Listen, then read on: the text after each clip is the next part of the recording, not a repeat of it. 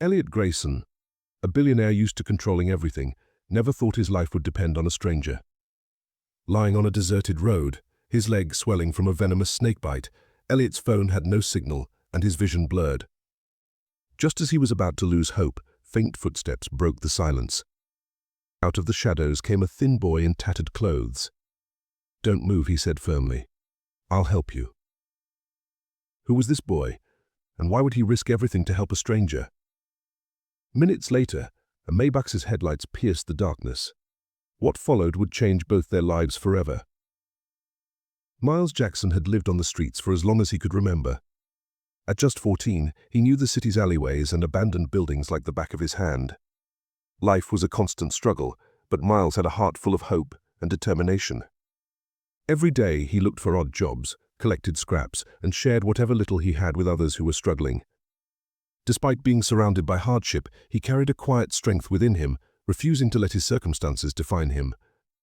Miles' days started early. He'd wake up to the sound of city traffic, brush himself off, and begin his search for opportunities to earn just enough to survive. Whether it was carrying groceries for strangers or cleaning windows of parked cars, Miles' resilience kept him going. He had dreams of a better future, not just for himself but for other kids like him who had been left behind by society.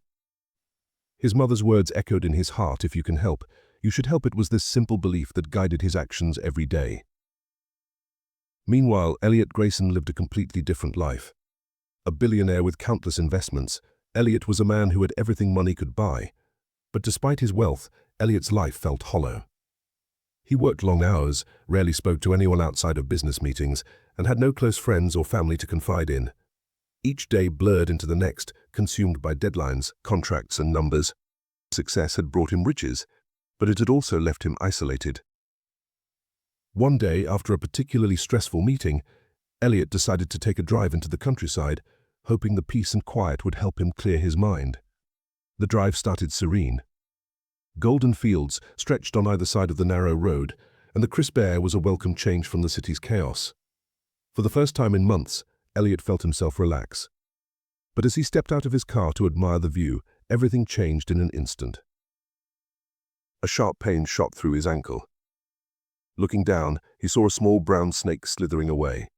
Panic set in as he realized what had happened. His leg began to swell, and dizziness overtook him. Grabbing his phone, he desperately tried to call for help, but there was no signal.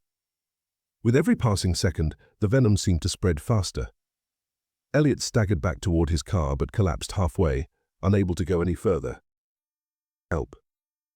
Someone, he whispered weakly, but the empty fields offered no reply. Miles had been scavenging near the outskirts of the city when he heard a faint cry. At first he thought he was imagining it. But when he heard it again, he followed the sound. Soon, he spotted a man lying on the ground, clutching his leg.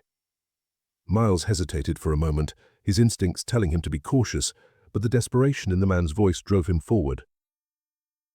"Are you okay?" Miles asked as he approached cautiously. Elliot looked up, barely able to speak. "Snakebite," he managed to say, pointing to his swollen ankle. Miles immediately dropped his bag and knelt beside him. "Don't move. If you move, the venom spreads faster." Elliot's mind raced. Who was this boy? Could he trust him? But he had no other choice. Miles quickly tore a strip of cloth from his worn-out shirt and tied it tightly above the bite. "This will slow the venom," he explained, his tone calm and reassuring despite the gravity of the situation. Elliot winced in pain but nodded. "Do you have a phone?" Miles asked. Elliot weakly pointed to his pocket. Checking the phone, Miles saw there was no signal. He bit his lip, thinking quickly. "Okay, we need to find help. Can you walk?" Elliot shook his head. "I can barely move." Without hesitation, Miles said, "Then I'll carry you." Elliot's eyes widened. "You're just a kid. You can't carry me." "I have to try," Miles said firmly. He crouched down, hoisted Elliot onto his back, and began walking. Each step was a struggle. Elliot was much heavier than him, and the uneven terrain made every movement harder. Sweat dripped down Miles' face, but he didn't stop. "Why are you doing this?" Elliot asked weakly. Miles adjusted his grip and kept moving. Because you need help. That's all that matters right now. As night began to fall, Miles spotted headlights in the distance. "Hold on," he shouted to Elliot, waving his arms frantically. A sleek Maybach came into view and stopped. A driver stepped out, looking alarmed. "What happened?" the driver asked.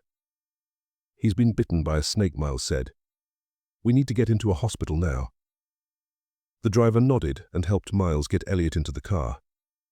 As they sped toward the nearest hospital, Miles kept talking to Elliot, urging him to stay awake. "You're going to be okay. Just hold on a little longer," he said. At the hospital, doctors rushed Elliot into the emergency room.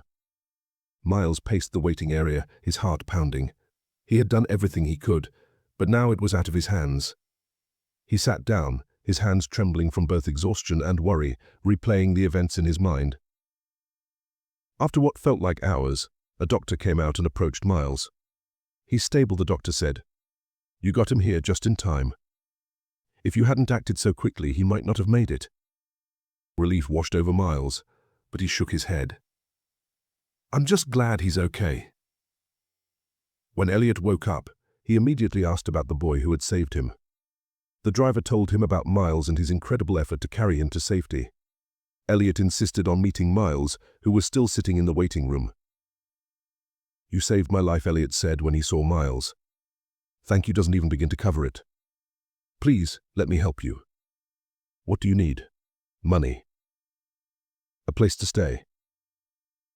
Miles shook his head. "I didn't do it for money. I just wanted to help."